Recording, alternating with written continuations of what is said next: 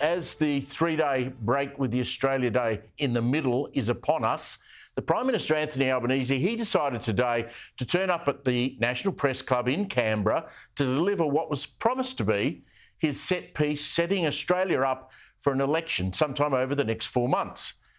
Sooner rather than later, let's hope. What we got, though, was not a Trump-style promise of a new golden age or even a revolution of common sense, but a negative attack on his opponent, Peter Dutton, a series of motherhood statements about education and Medicare and his government's record on the economy.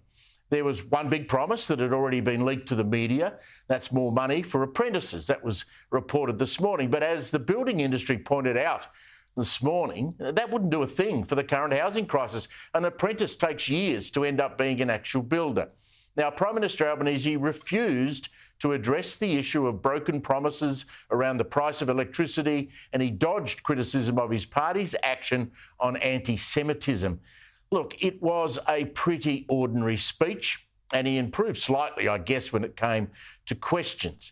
But it did become clear, though, that the upcoming campaign will, from Labor's point of view, be all about attacking Peter Dutton. There's a reason my opponent hasn't fronted up here his whole time as opposition leader. He doesn't like questions because he doesn't have any real answers. He's obsessed with talking Australia down to try and build himself up. But this is not a time for wrecking, for cutting, for thinking small, aiming low and looking back. This is a time for building, for looking after people and looking to the future. Now, I'm not sure many Australians actually watched this. I watched the whole thing. The Prime Minister, I reckon, is on dangerous ground here. He comes at this election being seen by the wider population as being a weak leader and one with limited vision, and embarrassingly, he struggled to name one big thing his first-term government had actually done, mumbling something about bringing inflation down. Try telling that to someone tonight in a supermarket or a petrol station.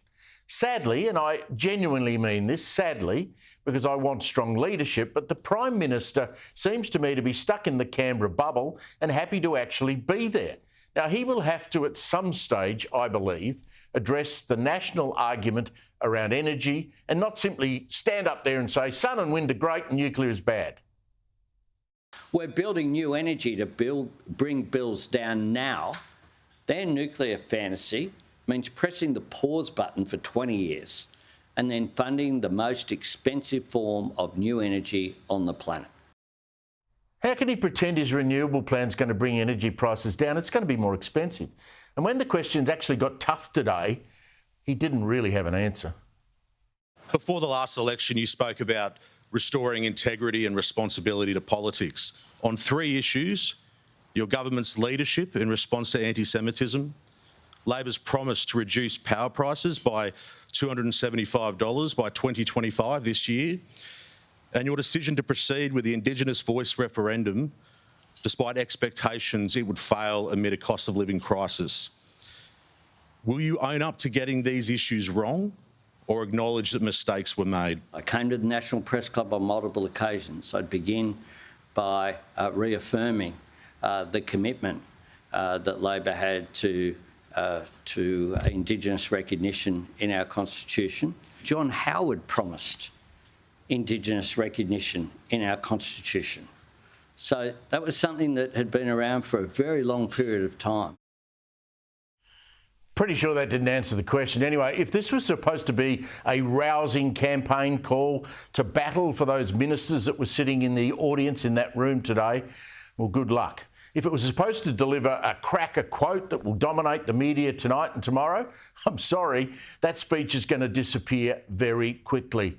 Now, Anthony Albanese's colleagues must be very nervous.